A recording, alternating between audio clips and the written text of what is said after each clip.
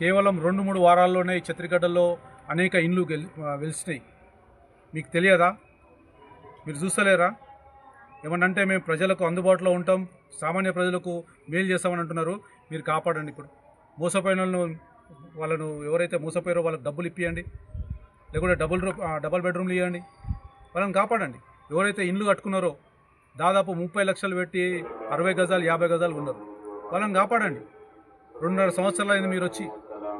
రాష్ట్ర ప్రభుత్వాన్ని కూడా మేము డిమాండ్ చేస్తున్నాం, సామాన్య ప్రజలకు ఎట్టి పరిస్థితుల్లో అన్యాయం జరగవద్దు. జరిగితే మాత్రం భారతీయ జనతా పార్టీ తప్పకుండా అడ్డుకుంటుంది, వాళ్ళకి అండగా నిలుస్తుంది. వాళ్ళకి న్యాయం జరిగేదాకా మేము అండగా ఉంటాం. అదే రకంగా ఎవరైతే నేరాలు చేసిరో, ఎవరైతే భూబకాసాలు ఉన్నారో వాళ్ళకు శిక్ష పడే వరకు కూడా మేము అండగా ఉంటామని చెప్పి సందర్భం చేస్తున్నాం. కాబట్టి సరే, మీరు మిమ్మల్ని నమ్మిరు, మీరు ఈ రకంగా చేస్తే ప్రజలు చీదరించుకుంటారు, తూవాన్ని ఉంచుతున్నారు. ఈరోజు మళ్ళీ అబద్ధాలు ఆడుతూ ఉన్నారు. మీరు కోర్టు మన ఫేవర్లో వస్తుందని. ఎవడబ్బా జాగిరని నీ ఫేవర్ వస్తుంది?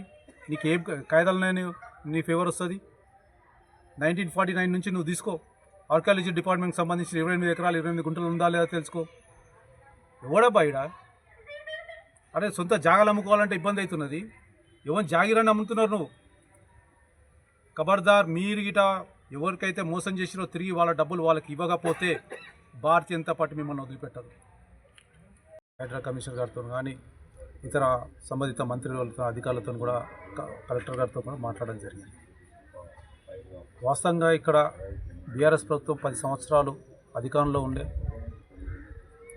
మరి 3 సార్లు గెలిచిన శాసనసభ్యులు ఇక్కడ ఉన్నారు.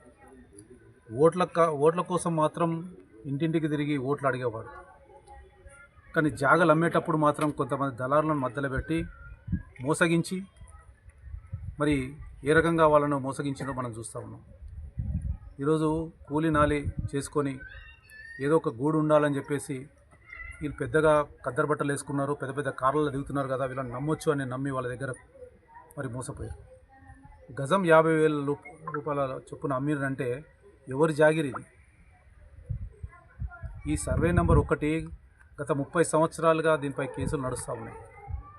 నేను ప్రత్యక్షంగా పరోక్షంగా కేసు వేసి మా పార్టీ తరఫున కొట్లాడినండి. బోయించెరు అదేవిధంగా మరి అనేక మంది సామాన్యులను మోసగించారు.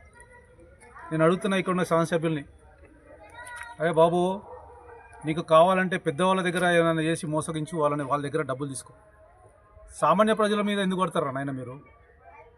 వాళ్ళు ఎక్కడో కరీంనగర్ సెక్రటేరియట్ ఇంత దగ్గరలో ఉండి కూడా ఇంత భయభ్రాంతులు చేస్తున్నారంటే 10 సంవత్సరాల అధికారంలో ఉండి నేర్చుకున్నది ఏంటంటే వాళ్ళకు సామాన్యులను ఎట్లా మోసం చేయొచ్చు, ఈ నియోజకవర్గంలో సామాన్యులకు ఎట్లా మోసం చేసి డబ్బులు సంపాదించవచ్చు ఈజీగా నేర్చుకున్నారు శాసనసభ్యులు గారు. అంతపూర్వం చాలామంది శాసనసభ్యులను చూసినా కానీ ఇంత గజ దొంగ శాసనసభ్యుడు అంటే ఈయననే. అంతపూర్వం నేను దగ్గర నుంచి జనార్దన్ రెడ్డి గారిని చూసిన, నేను చిన్నవాడిని.